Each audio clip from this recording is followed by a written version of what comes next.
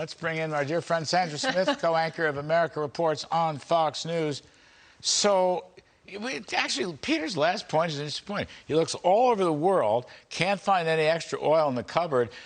Maybe he'd look at home, like go to Midland, Texas, or meet with the oil and gas CEOs when they came to Washington, but he only met with the windmill makers, not the oil people. I mean, it's him.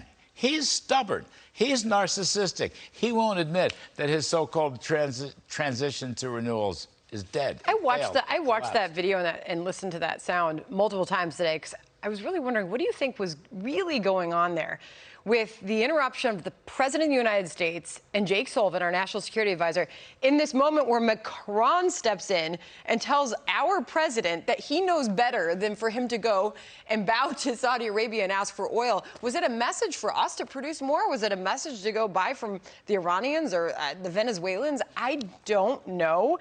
But what I do know, going back to your riff and my homework for your show, it's unbelievable what's happening right now with Putin's economy. I mean, you go back to your original point that the West may have greatly understated and underestimated Russia's ability to weather these sanctions.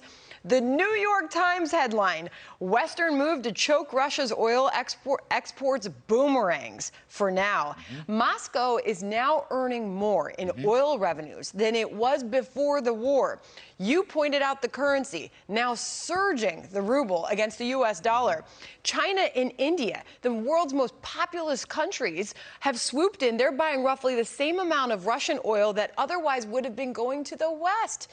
So anybody who wants to tout Putin's price hike at the same time talking about how global these markets are, that Russian oil didn't come off the market. It just went other places. Russian production is at its pre-war high. Russian production. Yes. And thanks to India and China, so are their sales. And Europe now is having to abandon the Green New Deal, and they're producing coal. So I ask you, Sandra Smith, what's wrong with that picture? Or if you were Joe Biden's top advisor, wouldn't you tell him it's failed? The transition to renewables has failed. Russia shot a hole through it. The Europeans are shooting a hole through it. And you have shot yourself in the foot. Yeah. And then Why would they do that? You go to that, groundbreaking discussion happening at the G7 table of leaders about price caps. Oh, that works. How good is that? Never, ever, ever has. And no economist looking at that is suggesting that that is going to work. I mean, I guess the idea is to create some sort of incentive for Vladimir Putin to continue sending oil at the same time